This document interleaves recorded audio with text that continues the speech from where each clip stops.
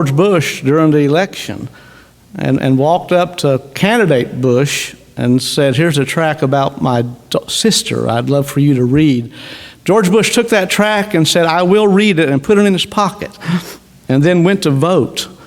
And that tract was in George Bush's pocket the night he was elected president of the United States. And if he kept his word and read it, he read about an old-fashioned independent Bible-believing independent King James Baptist church had the plan of salvation on it. Now, you ain't going to tell me that God did that. God was in that.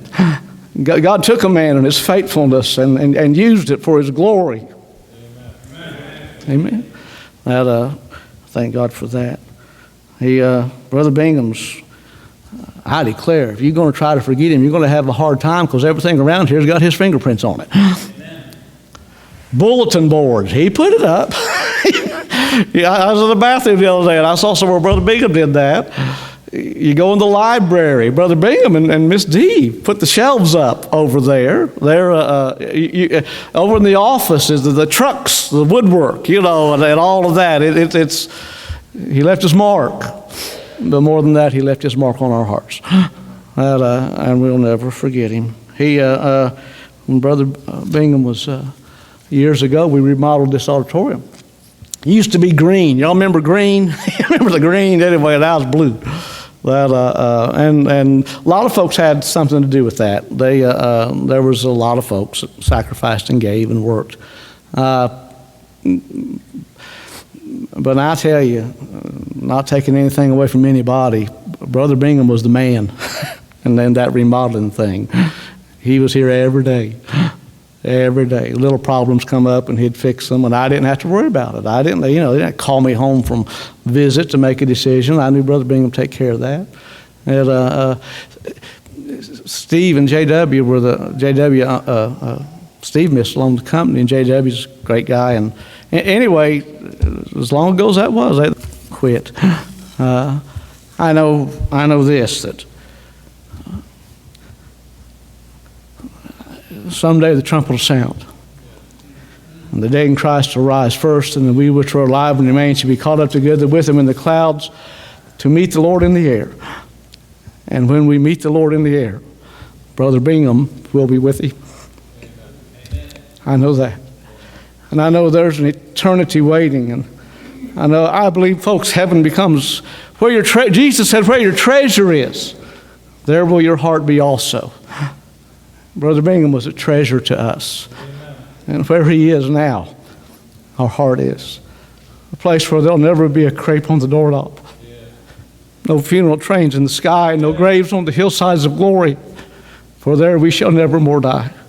We'll never pay rent on our mansion, the taxes will never come due, and our clothes will never grow threadbare, but always be shiny and new. And the old will be young in a moment, transformed in an instant of time. And immortal will stand in his presence, the moon and the stars to outshine. I know that the old soldier, Brother Bingham, he took his orders from headquarters in heaven, and he spent his life in the service of the King of Kings. And I believe that King of Kings has already looked at him and said, "Well done."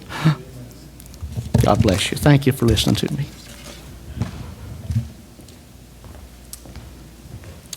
At this time, Tammy Stapleton will be singing Amazing Grace.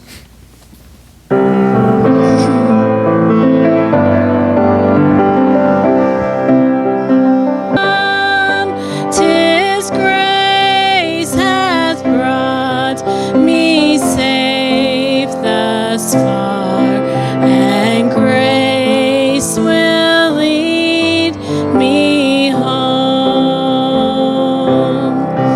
When we've been there forevermore, bright shining as the sun,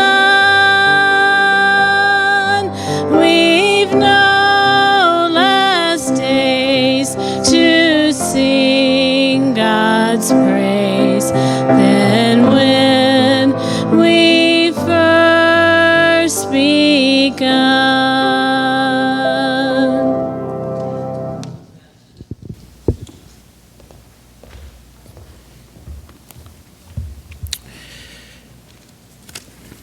thinking about Brother Bingham is, as a pastor, you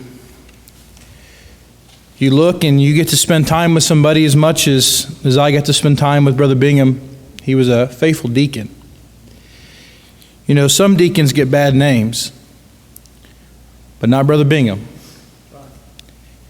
He was always supportive, always helpful, always loving.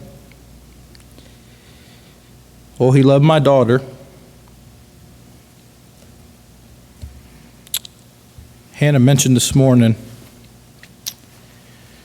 a lot of people don't know this, but Sarah was a twin.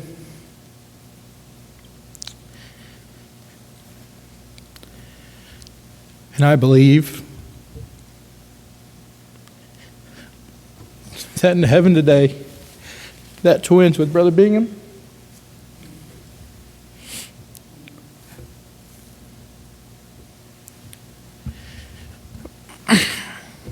He was special.